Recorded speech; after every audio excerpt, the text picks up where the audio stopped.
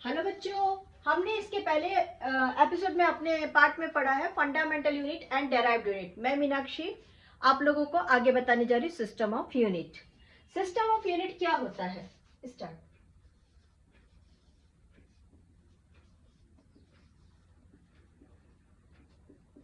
हमने इसके पहले पढ़ा है फंडामेंटल यूनिट।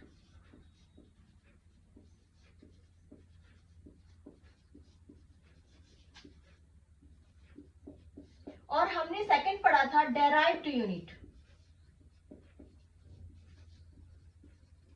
फंडामेंटल यूनिट वो यूनिट्स है जिसको किसी की हेल्प की जरूरत नहीं पड़ती, दे आर इंडिपेंडेंट यूनिट। और सेकंड हमने पढ़ा था डेराइव्ड यूनिट, जो दो से ज्यादा फंडामेंटल यूनिट के मल्टीप्लिकेशन और डिवीजन होने से बनते हैं। अब जब हम दोनों यूनिट्स को एक जगह जमा कर देते हैं, फंडामेंटल यूनिट्स और डेराइव्ड यूनिट्स को जब हम एक जगह जमा कर देते हैं, तब हमारा बनता है system of unit. What is system of unit? आइए अब हम इसका करते हैं definition. Okay, a complete set of unit. Write down the definition of system of unit.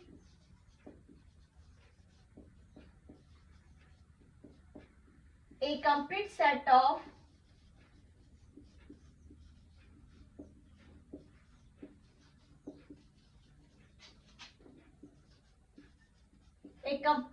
of unit, both fundamental units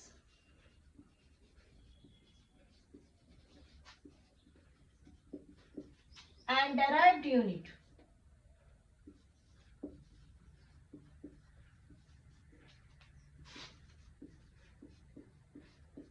A complete set of both unit, fundamental unit and derived unit, for all kinds of physical quantity, for all kinds of physical quantity.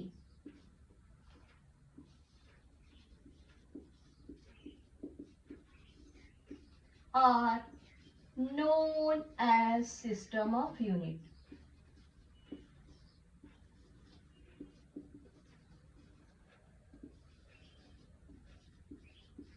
एक बार फिर से हम definition करते हैं। हमने इसके पहले पढ़ा है fundamental unit. What is fundamental unit? Fundamental units वो है जैसे लेंथ, मास, टाइम, ये फंडामेंटल यूनिट्स है। इनको मिला के मल्टीप्लिकेशन और डिवीजन से हम एक नया यूनिट फाइंड करते हैं जिसको बोलते हैं हम डेराइव्ड यूनिट। जब फंडामेंटल यूनिट और डेराइव्ड यूनिट आपस में मिल जाते हैं और एक नया सिस्टम को और एक नए फिजिकल क्वांटिटी को बताते हैं, that is known as system of unit. अगर आप लोग का इसका लिखना हो गया है तो अब हम types of system of units करेंगे। What are the types of system of units? क्या आप लोग अगर जानते हैं तो जरूर टेक्स्ट मैसेज करिए। सिस्टम ऑफ यूनिट्स 4 टाइप्स है। फर्स्ट है बेसिक, जिसको हम बोलते हैं MKS। M represent metre for length, K represent kilogram, S represent second. MKS का फुल फॉर्म भी हो गया, और आज की डेट में जिसे हम ऐसा यूनिट के फॉर्म में यूज कर रहे हैं वो हमारा बेसिक MKS यूनिट ही है। MKS यूनिट को गॉसियन यूनिट MKS को हम गॉर्जी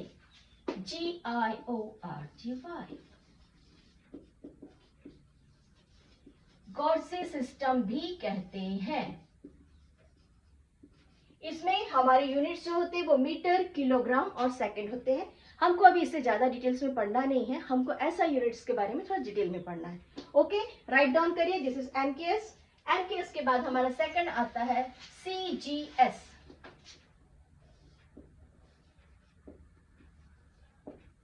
C for centimetre, G for gram और S for second. CGS system, C for centimetre, G for gram, S for second, और इसे हम कहते हैं Gaussian system. GAUSSION, Gaussian system. कोई लोग गॉसियन भी बोल रहे हैं, कोई गॉसियन भी बोलते हैं, अपना अपना साउंडिंग से। Gaussian systems. ये हमारा सेकंड यूनिट था, सिस्टम ऑफ यूनिट का ये हमारा सेकंड टाइप था। अब हम कर रहे हैं थर्ड टाइप। आप लोग साथ में लिखते जाइए, आप लोग के नोट्स तैयार होते जाएंगे। हमारा थर्ड टाइप था FPS। F for foot, P for pond, POU, और S for second। इसको हम ब्रिटिश सिस्टम भी बोलते हैं।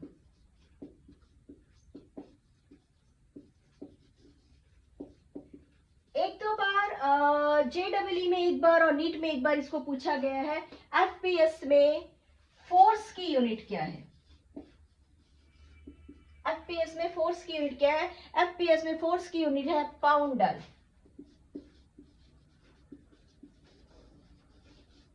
फोर्स की यूनिट पाउंडर है। ये ऑप्शनल है, बट ये नीट में और जे में एक बार पूछा गया है। ओके, ये हमारा थर्ड टाइप हो गया। अब हम आते हैं बेसिक टाइप्स पे। हमारा बेसिक है SI यूनिट, जो हमारा नाम है system of unit, that is international unit.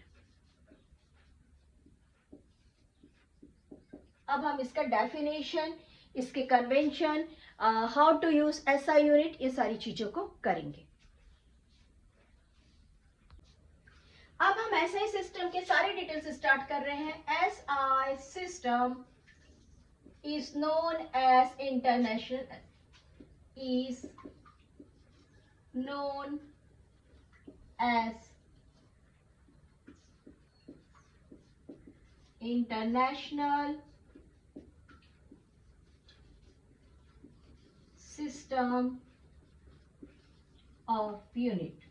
हम SI की थोड़ी सी और डिटेल पढ़ रहे हैं। पहला हमने डेफिनेशन कर लिया था, सेकंड हमने टाइप कर लिया था। अब हमारा थर्ड पॉइंट है, what is SI? SI is known as international system of unit. It is the modified form of MKS system. It is the modified form of MKS, meter, kilogram and second. It is the modified form of MKS system. हम क्या पढ़ रहे हैं? हम पढ़ रहे हैं system of unit में उसका fourth type SI unit. Okay, हम SI यूनिट पढ़ रहे हैं। The basic SI units are seven basic SI units. अभी हम इसके सारे 7 बेसिक यूनिट को डेफिनेशन के साथ पढ़ेंगे। 7 basic units are SI unit. इसमें से कॉमनली हम तो 3 को लगातार यूज करते आ रहे हैं, लेंथ, वेट एंड वेट नहीं मास, लेंथ, मास एंड टाइम। इसको तो हम लगातार यूज करते आ रहे हैं। ओके, हमने सिस्टम ऑफ यूनिट को क्यों प्रेफर किया? हमने सिस्टम ऑफ यूनिट को इसलिए प्रेफर किया कि हम कहीं पर भी होने वाले कंफ्यूजन्स और कॉन्फ्लिक्ट से दूर रहना चाहते थे, इसलिए SI यूनिट को लिया गया और इसे इंटरनेशनल यानी ऑल ओवर वर्ल्ड में यूज किया जाता है। To avoid conflict we use, to avoid conflict we use system of unit, we use SI system of unit. ये चारों पॉइंट नोट करिए। इसके बाद मैं आपको बताऊंगी कि हम SI यूनिट को ही प्रेफरेंस क्यों दे रहे हैं, और उसके बाद हम करेंगे कन्वेंशंस ऑफ SI यूनिट। इस चारों पॉइंट को नोट करिए। मैंने आप लोगों से शुरुआत में ये कहा था कि हम लोग सारे स्टडी जो करेंगे वो क्वेश्चन आंसर फॉर्म में करेंगे, ताकि आप लोग को आंसर अटेम्प्ट करने में प्रॉब्लम्स मत आए। और जब आप किसी चीज को पूरी सिस्टमेटिकली पढ़ते हैं तो आप बहुत अच्छे से MCQs, ऑब्जेक्टिव सारी चीजें कर सकते हैं। तो हम अभी एक क्वेश्चन और पढ़ रहे हैं सिस्टम ऑफ यूनिट के लिए कि why we use SI unit. हम एमकेएस सिस्टम को ही और बेहतरीन फॉर्म में लाके, इंटरनेशनल फॉर्म में लाके उसे यूज कर रहे हैं, जिसका नाम हमने रखा है एसआई यूनिट। तो हम एसआई यूनिट को क्यों यूज कर रहे हैं? क्योंकि हम इसे ऑल ओवर वर्ल्ड में यूज कर रहे हैं, ये एक इंटरनेशनल सिस्टम है। तो सबसे पहले हमारा पॉइंट रहेगा consistency.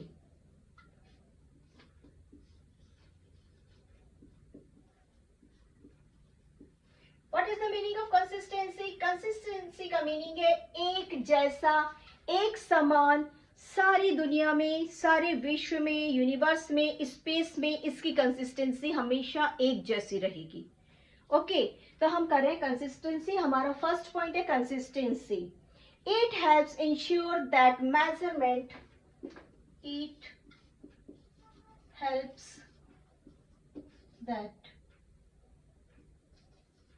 it helps or to ensure that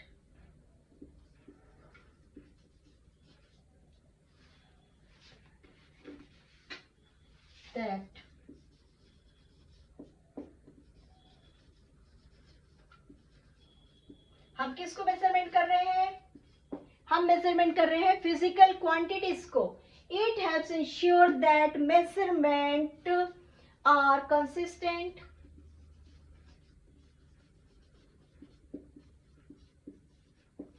consistent का मीनिंग्स क्या है? कंसिस्टेंट का मीनिंग क्या है? एक जैसा, एक समान, and comparable around the world. Note down करते जाइए।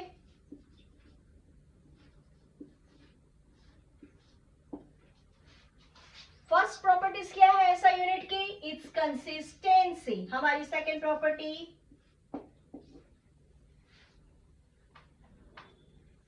क्योंकि ये इंटरनेशनल सिस्टम है, अलग अलग देश के साइंटिस्ट एक दूसरे से अगर बात करना चाहे तो क्या होना चाहिए? कम्युनिकेबल। कम्युनिकेबल मीन्स एक दूसरे से जिस टॉपिक पे बात किया जाए उसकी कंसिस्टेंसी, कम्युनिकेबल, उसका लैंग्वेज, उसका एक्सप्रेशन साइंटिस्ट के अकॉर्डिंग टू होनी चाहिए। Okay,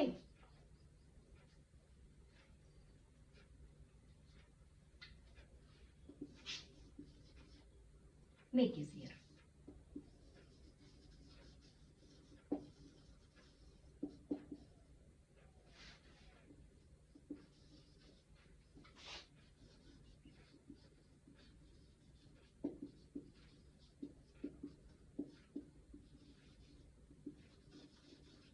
Make easier for scientists of all over the world. First property consistency, एक जैसी होनी चाहिए। Second property communicable. Now our third property हम क्या पढ़ रहे हैं? हम पढ़ रहे हैं properties of SI unit. Our third property is, अभी हमने क्या बात किया? साइंटिस्ट, और हमने क्या पढ़ा? Physical quantity. तो हमको किस चीज की जरूरत है? Accuracy.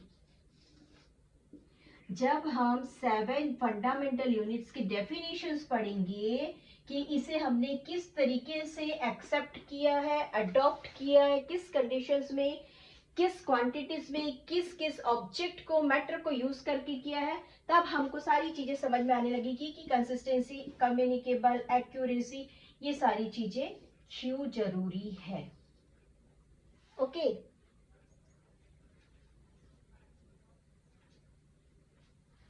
that make sure that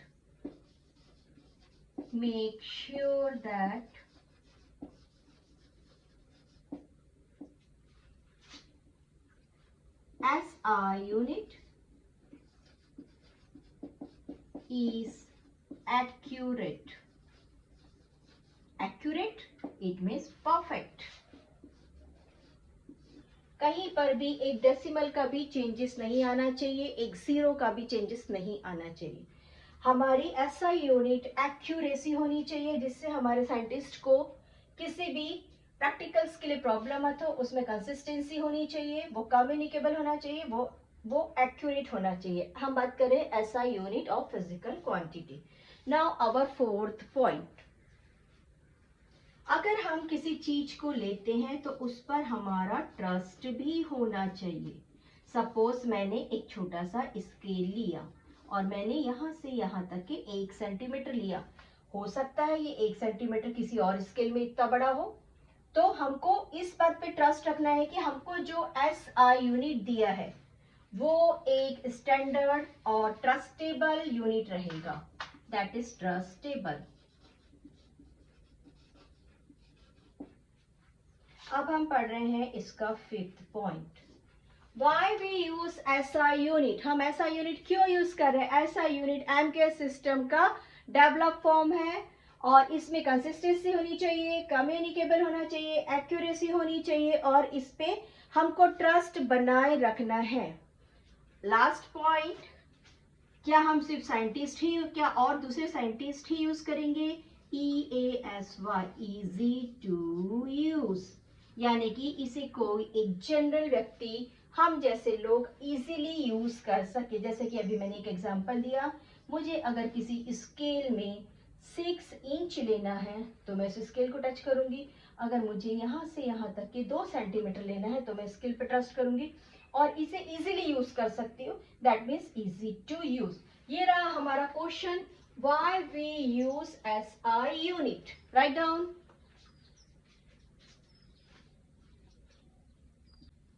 हमारा नेक्स्ट क्वेश्चन है conventions for the use of SI unit. हम SI यूनिट का डेफिनेशन कर चुके हैं, टाइप्स कर चुके हैं और उसके कैरेक्टरिस्टिक फीचर्स कर चुके हैं। अब हम पढ़ रहे हैं इसको conventions.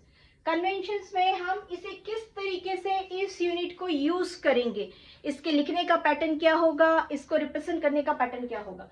First of all, each and every physical quantity has its symbol. Each and every physical quantity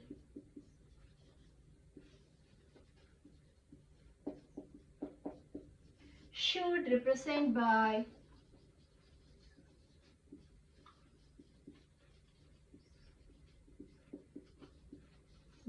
its symbol,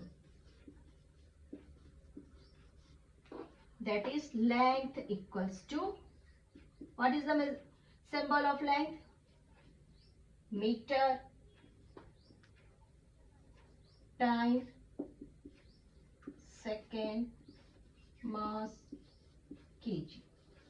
Okay, now our second point.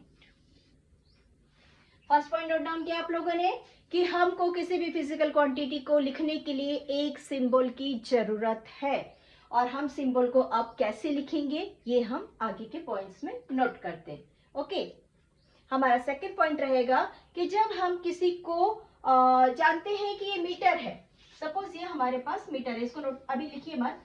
हमारे पास एक ये पता है कि हमने लेंथ को मीटर से रिप्रेजेंट करना है। ओके, अगर हमारे पास मीटर है तो हम इसका फर्स्ट लेटर ही यूज करेंगे। हम मीटर को किससे रिप्रेजेंट करेंगे? हम मीटर को m से रिप्रेजेंट करेंगे। इट मीन्स अगर हमको पता है कि इसका फुल फॉर्म क्या है तो फुल फॉर्म का फर्स्ट लेटर को ही हम लिखेंगे। Always start with the small letter of the words. Always use the first letter of unit. Okay, and it is in its small letter. हम ऐसा भी लिख सकते हैं कि always use the small letter of the first letter of the unit. Okay, now our third point. ठीक, first point note करिए, second point note करिए।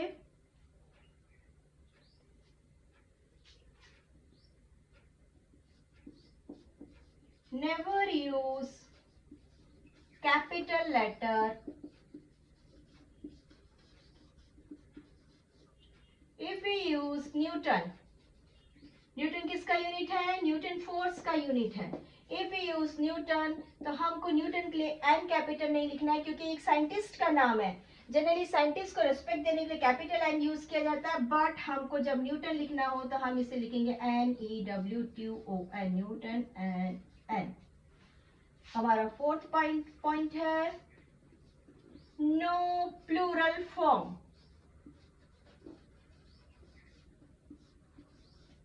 हमें इसे प्लूरल फॉर्म में नहीं लिखना है. अगर मान लो हमारे पास में यूनिट 10 सेकेंड्स है तो हम इसे 10s लिखेंगे, हम इसे 10s नहीं लिखेंगे.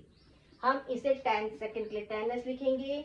अगर हमारे पास 10 मीटर है यूनिट तो हम इसे 10m लिखेंगे, 10ms नहीं लिखेंगे.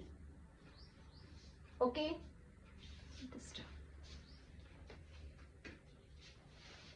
आप लोगों ने आई होप चारों पॉइंट नोट कर लिए हैं. Now our fifth point.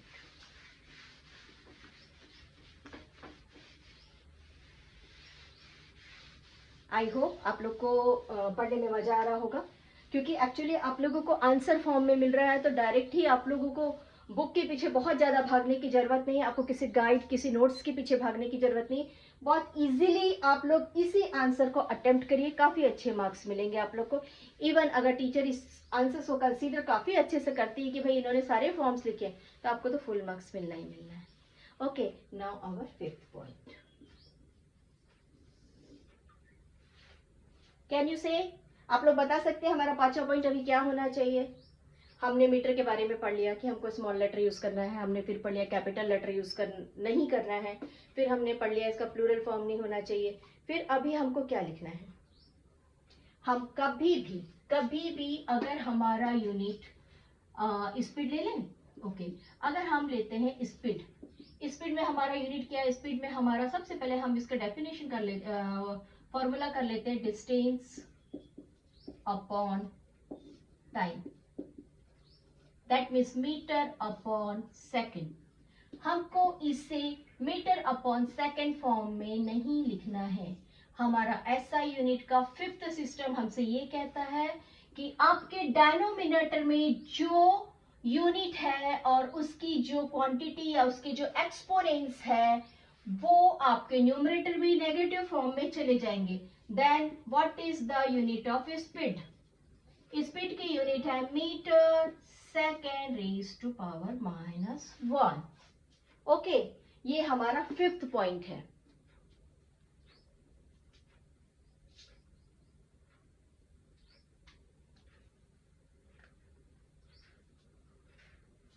हम इसे बोल सकते हैं कि यूनिट ऑफ डेनोमिनेटर और numerator of unit. Denominator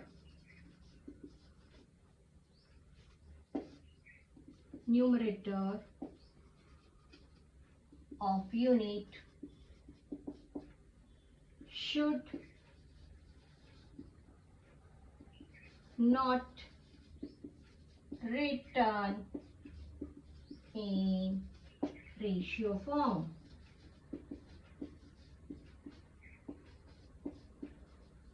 They write as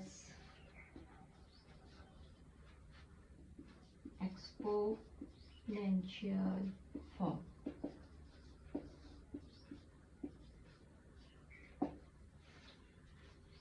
हमारा फिफ्थ पॉइंट क्या था? हमारा फिफ्थ पॉइंट ये था कि अगर हमारे पास अगर हमारे पास कोई यूनिट ऐसा है जो न्यूमरेटर और डेनोमिनेटर फॉर्म में है, तो हमको उसे रेशियो फॉर्म में नहीं लिखना है, हमको उसे एक्सपोनेंशियल फॉर्म में लिखना है.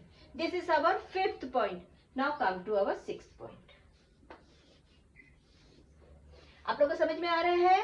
कहीं कुछ प्रॉब्लम है तो प्लीज मैसेज में, कमेंट्स में जरूर बताइए कि मैम ये वाली पॉइंट हमको समझ में नहीं आई है और इसे हम किस तरीके से करेंगे. अब जरूर हमें बताइए, हम आपका प्रॉब्लम सॉल्व करेंगे. ओके, हमारा सिक्स्थ पॉइंट है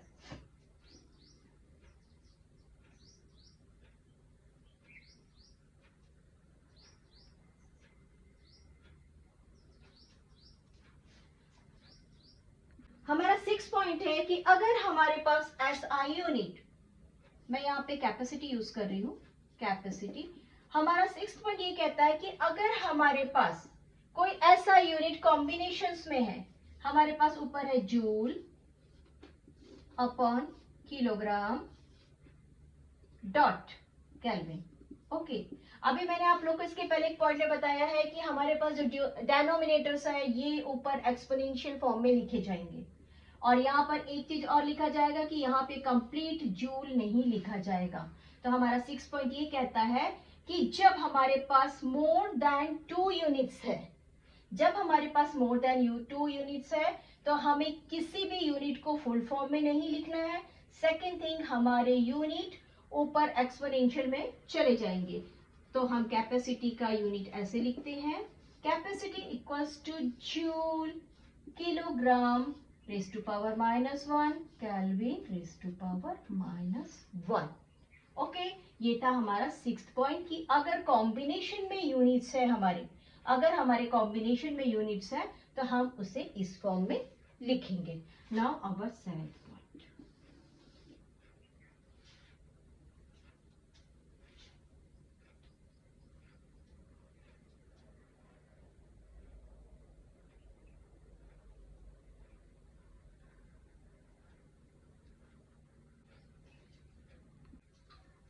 Our seventh point, a prefix symbol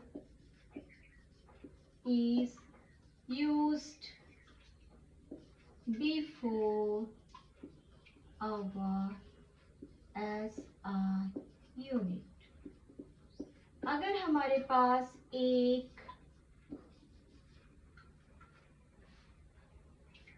micro मिली, बताइए क्या है, अगर हमारे पास 1 मिली सेकेंड है तो हम इसे कैसे लिखेंगे, 1,000,000s। तो हम इसे लिखते हैं 10⁻³ this is the correct form of return of 1 millisecond. ये नहीं लिखना है।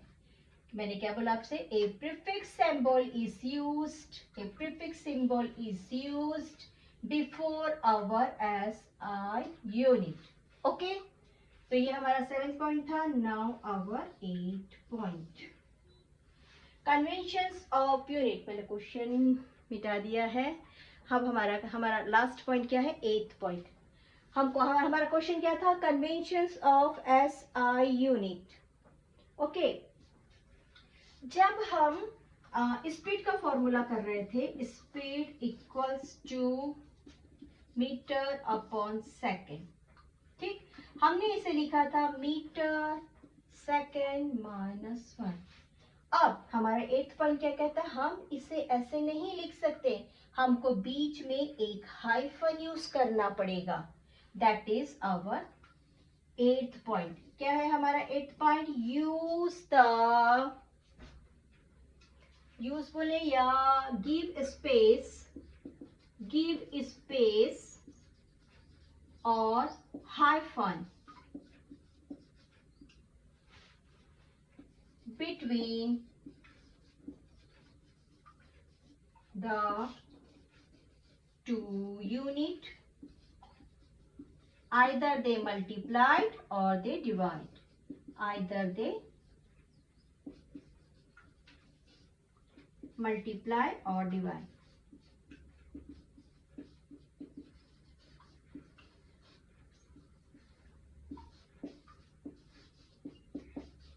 That's all। ये हो गया हमारा कन्वेंशन ऑफ यूनिट। ये हमारे स्टेट बोर्ड का एक इम्पॉर्टेंट क्वेश्चन है, महाराष्ट्र स्टेट बोर्ड का। एनसीईआरटी में कन्वेंशन ऑफ यूनिट नहीं है, लेकिन हमको यूनिट ऑल ओवर फिजिक्स में यूज करना है। हमें इसे कैसे यूज करना है ये हमको आना है, क्योंकि इसके बाद जब हम फॉर्मूलास और डेरिवेशन और सॉल्यूशंस चालू करेंगे, और हम जब न्यूमेरिकल प्रॉब्लम्स चालू करेंगे, और हमारा सपोज एक आंसर आता है 10 मीटर सेकेंड -1, उस समय हमको यहाँ पर थोड़ा सा स्पेस देना है, हमको एक हाइफन देना है, जो कि अभी अभी हमने लास्ट पॉइंट पे लिखा है। उस समय हमको 10 मीटर अपॉन सेकेंड नहीं लिखना है, हमको इस तरीके से लिखना है। ये सारी चीजों को जानने के लिए कि हमारा आंसर परफेक्ट हो, ये जानने के लिए हमको कन्वेंशन ऑफ यूनिट आना चाहिए। हमको यूनिट ऑल ओवर फिजिक्स में यूज करना है। ओके, अब हम चालू करेंगे 7 फंडामेंटल यूनिट्स और उनके डेफिनेशंस। ये हमारे लिए जानना जरूरी है और ये एनसीईआरटी और स्टेट दोनों के कोर्स में है। 7 फंडामेंटल यूनिट्स। ओके, सबसे पहले हम करेंगे लेंथ। अब हम कर रहे हैं first basic fundamental unit length. हम लेंथ मैंने नीचे लिखा है, हम लेंथ की यूनिट मीटर कर रहे हैं और मीटर का हम डेफिनेशन करेंगे। इसे आपके एनसीईआरटी बुक में टेबल 1.1 में काफी अच्छे से डिफाइन किया है, मैं उसे एक्सप्लेन करते जाती हूँ। डेफिनेशन आप वहीं से नोट डाउन करिए। Okay, first of all length का यूनिट है मीटर, हम इसे स्मॉल m से एक्सप्लेन करेंगे। इसकी डेफिनेशन ऐसे है कि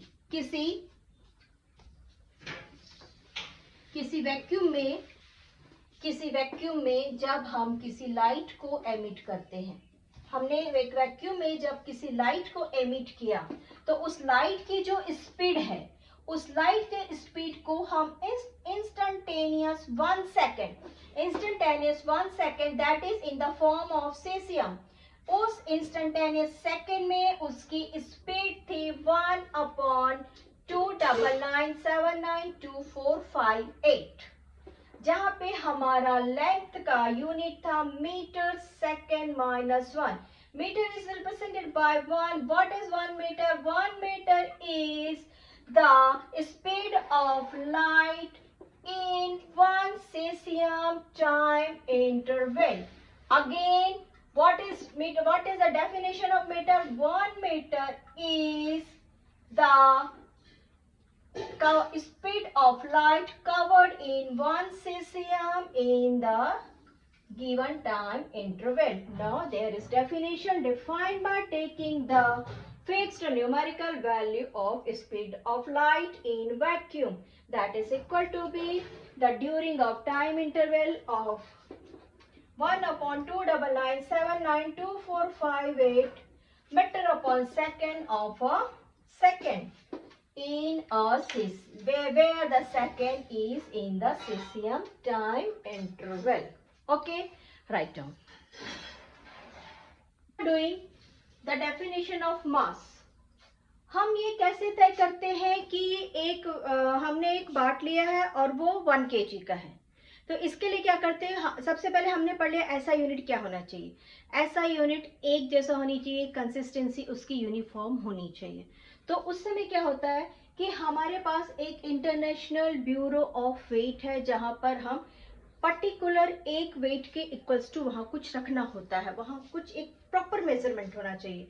तो पहले रखा गया था प्लैटिनम इरिडियम की एक सिलेंडर रखी गई थी जो इक्वल्स टू 1 kg थी, but nowadays we are using Planck constant that is equal to 1 kg weight. Planck constant की वैल्यू क्या है? प्लैंक कांस्टेंट H की वैल्यू है 6.62607015 मल्टीप्लाइड 10⁻⁻34। अब जब हम प्लैंक कांस्टेंट की बात करें तो नेचुरली प्लैंक कांस्टेंट का यूनिट आएगा, तो प्लैंक कांस्टेंट किसकी कांस्टेंट है? एनर्जी का है। तो एनर्जी की यूनिट कौन है? Joule second. हमको यहाँ पे गैप रखना है, don't forget joule second. Okay, now definition defined by taking the fixed numerical value of the Planck constant, that is 6.62607015 multiplied 10⁻⁻34 when expressed in the unit of joule second।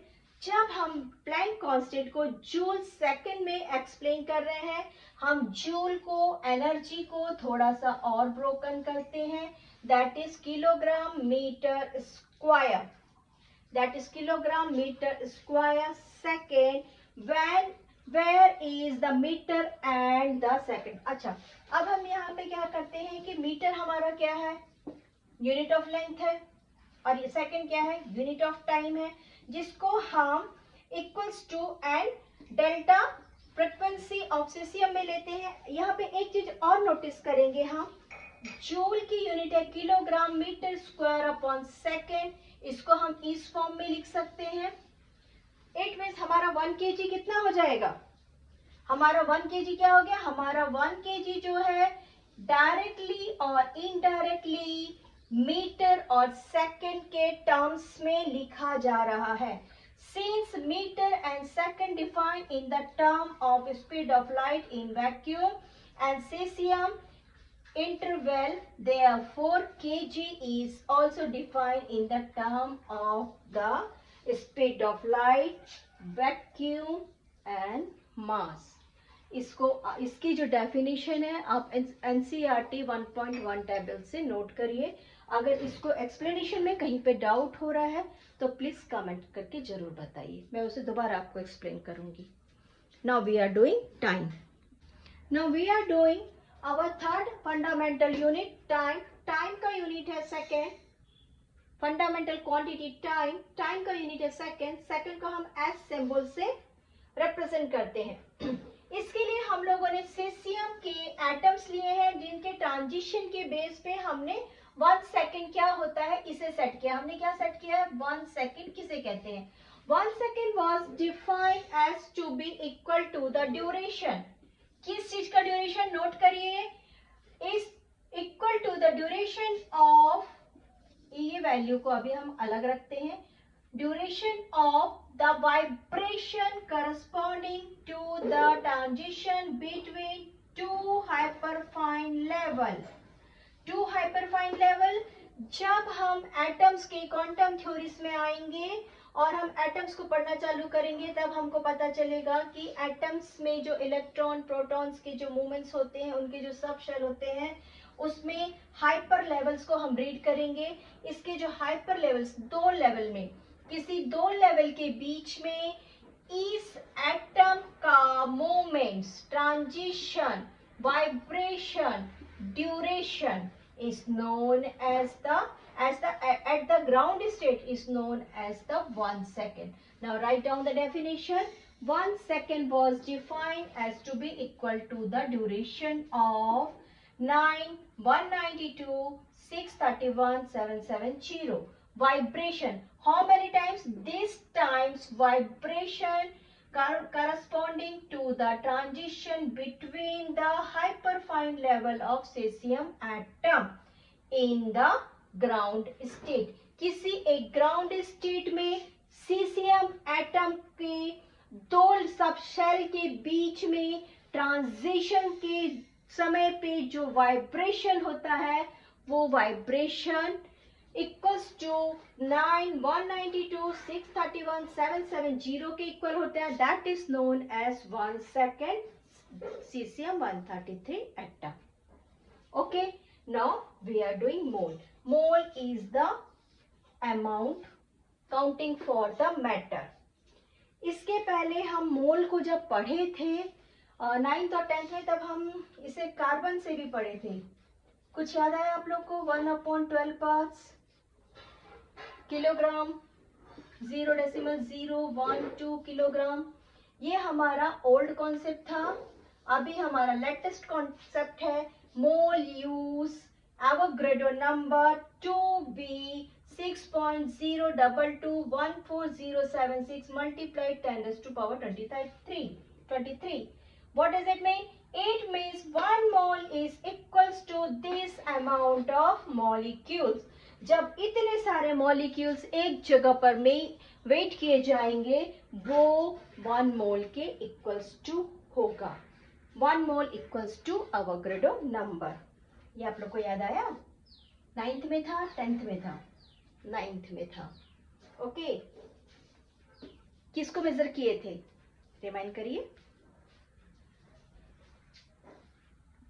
अब हम कर रहे हैं ल्यूमिनस इंटेंसिटी। ल्यूमिनस इंटेंसिटी का symbol है CD, Cadila. Cadila है इसकी unit, unit का सिंबल है सीडी। डेफिनेशन करने से पहले मैं आप लोगों को बताना चाहती हूँ मोनोक्रोमिक रेडिएशन क्या होता है। मोनोक्रोमिक रेडिएशन इलेक्ट्रोमैग्नेटिक रेडिएशन है with a single constant frequency. ये एक इलेक्ट्रोमैग्नेटिक रेडिएशन है with a single constant wavelength. और आप लोग को एक स्टेरिडियन बताना चाहती हूँ। लुक, अगर हमारे पास एक तरबूज है और तरबूज को हम यहाँ से इस पोर्शन से कट करते हैं, एक कट यहाँ से लेते हैं नाइफ से, एक कट यहाँ से, एक कट यहाँ से, तो हमको ये कुछ इस तरीके से कट मिलता है ना। हमको कैसा मिलता है, कुछ ऐसा, ये ऊपर का पोर्शन मिलेगा और जो हमको एंगल मिलेगा वो ऐसा 4 एंगल जैसा मिलेगा, ठीक है। हमको 4 यहाँ से ऐसे एंगल्स मिलेंगे। इस एंगल को बोलते हैं स्टेरेडियन, और अभी हम इसको नेक्स्ट वाले पार्ट में करेंगे। स्टेरेडियन एंड रेडियन हम इसके नेक्स्ट पार्ट में करेंगे। They are supplementary unit. अभी हम फंडामेंटल यूनिट कर रहे हैं, इसके बाद हम सप्लीमेंट्री यूनिट भी करेंगे। हम अभी मोनोक्रोमिक रेडिएशन की बात कर रहे हैं। मोनोक्रोमिक रेडिएशन जो है वो एक इलेक्ट्रोमैग्नेटिक रेडिएशन है। Now our definition, it is defined by the numerical value by the luminous efficacy of monochromic radiation, यानी कि हमने इलेक्ट्रोमैग्नेटिक रेडिएशन यहाँ पे पास किया है with the frequency of 540 multiplied 10 raised to power of 12 hertz and of which the radiant intensity in the direction is, हमारी जो radiant intensity है, रेडियंट इंटेंसिटी का मीन्स होता है कि अगर मैंने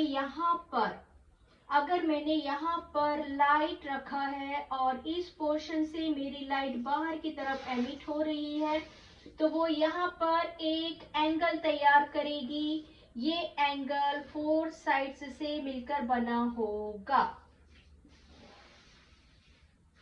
लुक, ये हमारा 4 साइड होगा और यहाँ पर जो एंगल बना है वो जो एंगल है वो total power upon steradian, total power upon this angle होगा। वंस अगेन, हमारी फ्रीक्वेंसी लाइट एमिट करने के बाद में, मोनोक्रोमिक मैग्नेटिक रेडिएशंस की लाइट एमिट करने के बाद में एक फ्रीक्वेंसी होगी that is 540 multiplied 10 raised to power 12 के इक्वल होगी, और उस समय में हमारे रेडिएंट एनर्जी इंटेंसिटी होगी जिसका पावर होगा वॉट पर स्टेरेडियन, 1/683 वॉट पर स्टेरेडियन। इसे हम लिखते हैं वॉट SR-1, और हमारा टोटल सोर्स पावर क्या होगा 1 watt upon 683 steradian. Once again definition, हम अगर इलेक्ट्रोमैग्नेटिक रेडिएशन किसी एक एंगल से, कौन से एंगल से, स्टेरेडियन एंगल से पास करते हैं, उस समय पे फ्रीक्वेंसी होगी 540 multiplied 10 raised to power of 12 and उस समय पे एमिटेड पावर होगा 1/683 वॉट पर steradian, that is equals to the value of 1 candela. Okay, write down करिए इसे।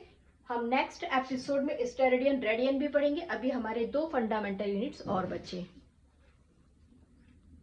हमारा 6th फिजिकल क्वांटिटी है इलेक्ट्रिक करंट। इलेक्ट्रिक करंट का यूनिट है एम्पियर, सिंबल इसे ए से लिखते हैं, और अब हम स्टार्ट कर रहे हैं डेफिनेशन ऑफ एम्पियर। एम्पियर की डेफिनेशन से पहले मैं एक वर्ड यूज हो रहा है उसके विषय में बताऊंगी। The elementary charge. What is elementary charge? Elementary charge is electrical charges carried by proton, by plus and by electron. वो चार्जेस जो प्रोटॉन और इलेक्ट्रॉन कैरी करते, they are known as elementary charges. Okay, तो अब हम इसका definition करते हैं। Definition: Ampere is defined by the taking the fixed numerical value of elementary charges. If it is positive, then proton carried it. If it is negative, then electron carried it. To be 1.60217634 10 to the power 19 kolam. अब हम ये देखते हैं कि ये जो कोलम हमने यहाँ पे यूज किया है, ये जो हमने पूरा एक कोलम यूज किया है, कि ये जो कोलम है ये एक एम्पियर के इक्वल्स टू है। तो इस कोलम के बारे में जानते हैं। Coulomb is equal to ampere used in a second, where second is defined in term of delta frequency याद करिए, हमने इसे टाइम में पढ़ा है, इसे आप लोग बताइए। ओके, नाउ ये हमारा हुआ इलेक्ट्रिक करंट। अब हम पढ़ रहे हैं थर्मोडायनामिक्स। थर्मोडायनामिक का यूनिट, थर्मोडायनामिक का यूनिट है केल्विन और इसका सिंबल है स्मॉल के। थर्मोडायनामिक का डेफिनेशन, थर्मोडायनामिक के डेफिनेशन से पहले मैं आप लोग को बोल्ट्जमान कांस्टेंट के लिए बताना चाहूंगी। हमने अभी तक की बहुत सारी क्यों कहना, जितने भी अभी हमने लगभग यूनिट्स देखे हैं, वो सभी यूनिट्स में हमने इन दिनों में कांस्टेंट, हमारा जो न्यू पैटर्न आया हुआ है, उसमें हम बोल्ट्जमान कांस्टेंट, प्लैंक कांस्टेंट और एवोगाड्रो कांस्टेंट को हम एक यूनिट के फॉर्म में ही ले रहे हैं यहाँ पर। तो डेफिनेशन के थर्मोडायनामिक्स के लिए जो बोल्ट्जमान कांस्टेंट है उसकी वैल्यू ये है, और मैं बोल्ट्जमान कांस्टेंट क्या है आप लोग को अभी बताती हूँ। ओके, बोल्ट्जमान कांस्टेंट उसको बोलते हैं जो डायमेंशन ऑफ एनर्जी है। किस चीज की एनर्जी रहेगी? Atomic energy. Dimension of energy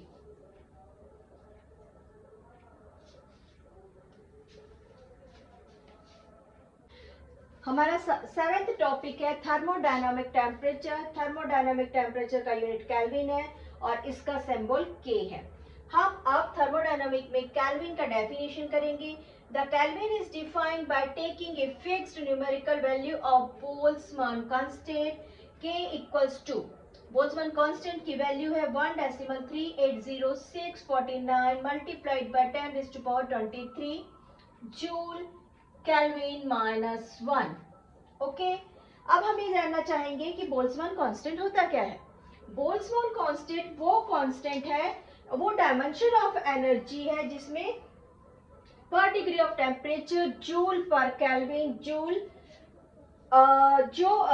किसी एक्टिविटी में जो एनर्जी रिलीज होती है उसको जो हम कांस्टेंट से दिखाते हैं, हम काइनेटिक एनर्जी रिलीज होती है उसको जिस कांस्टेंट से दिखाते हैं उसको हम बोलते हैं बोल्ट्जमान कांस्टेंट। बोल्ट्जमान कांस्टेंट को हम लिखते हैं जूल पर केल्विन। इसको हम कैसे लिखते हैं? हम इसको लिखते हैं जूल पर केल्विन, बट हमको मालूम है जूल की यूनिट क्या है।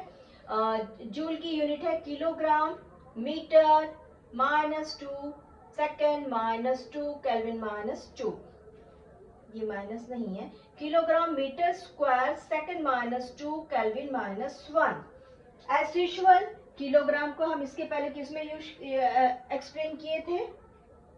प्लैंक में, मीटर को सी में, एंड सेकेंड्स को इन टर्म्स ऑफ सीसीएम। मैंने यहाँ पे आप लोगों से पूछा था in terms of CCM. Okay, तो ये रहे सारे डेफिनेशंस। हमने अभी 7 फंडामेंटल यूनिट्स किए। अब हमारे 2 सप्लीमेंट्री यूनिट बचे हुए हैं, स्टेरेडियन, रेडियन। उसके बाद में हम थोड़े से कुछ जो कन्वर्शन है स्टेरेडियन, रेडियन, पाई, फर्मी, ये सारे यूनिट्स को करेंगे नेक्स्ट पार्ट में।